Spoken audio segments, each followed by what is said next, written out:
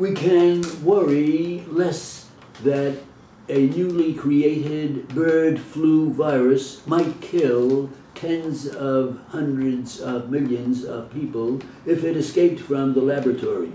But there is still some residual danger, and we remain appalled at the slipshod way in which the research was authorized, despite its potential dangers to public health and national security.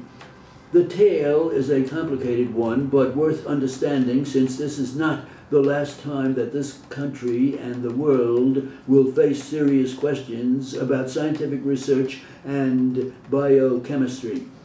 The security officials must ensure that going forward, the process of approving such equipments works a lot more rationally. The most worrying experiments were carried out by Dutch scientists and financed by this country's National Institutes of Health.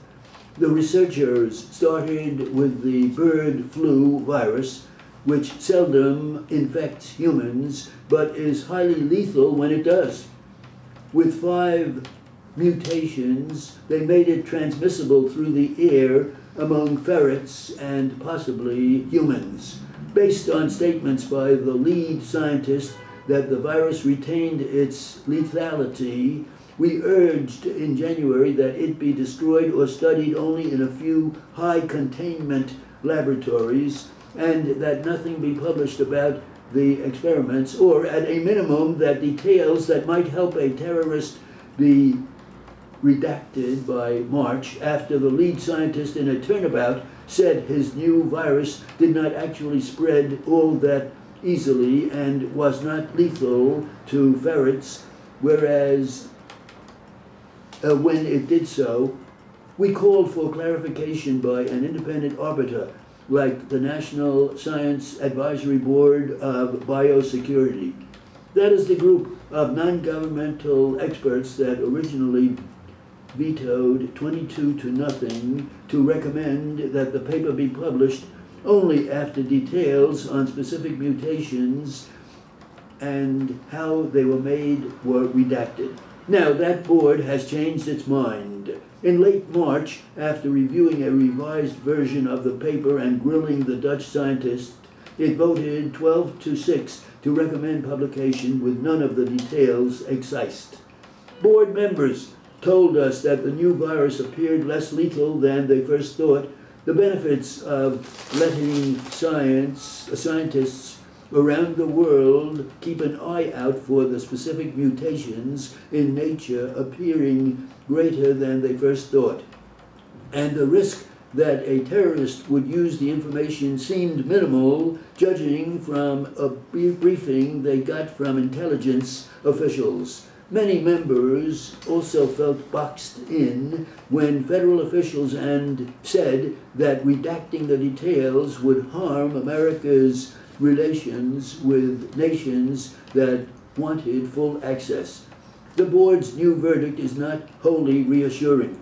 The members had little time to digest a revised version of the Dutch paper and other new data, and they heard what the board's leading influenza expert, Michael Osterholm, described in a letter to the National Institutes of Health and board members as a very one-sided presentation that was designed to push the board to reverse itself without hearing from independent experts with contrary views.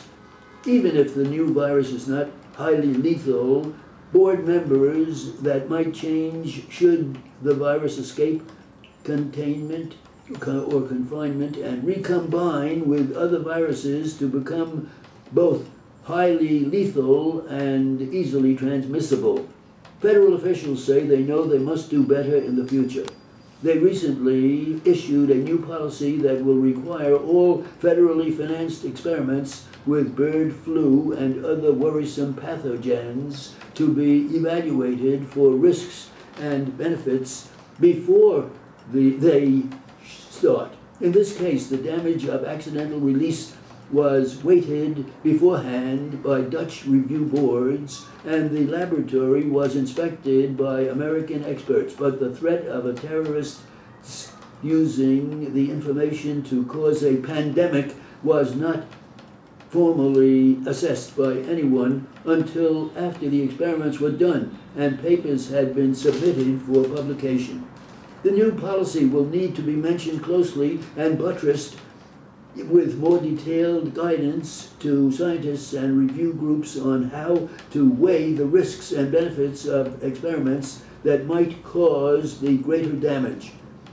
Federal officials will also need to persuade other countries to conduct similar evaluations. The health of millions should not be left to luck.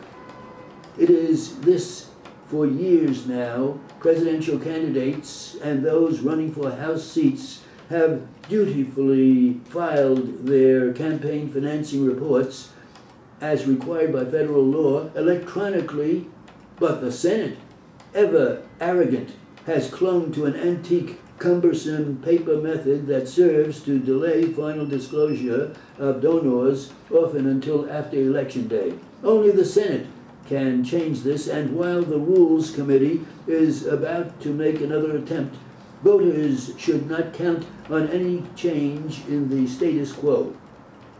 Here is how it works. Instead of filing financial reports with the Federal Election Commission by a push of a button, senators and candidates for the Senate first grant their records or print their records on paper.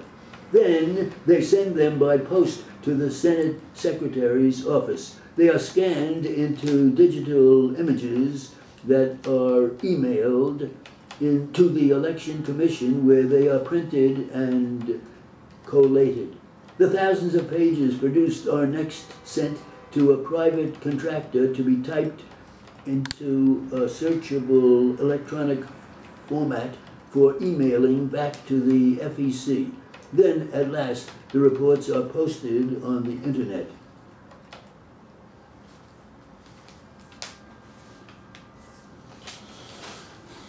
Okay, how's that?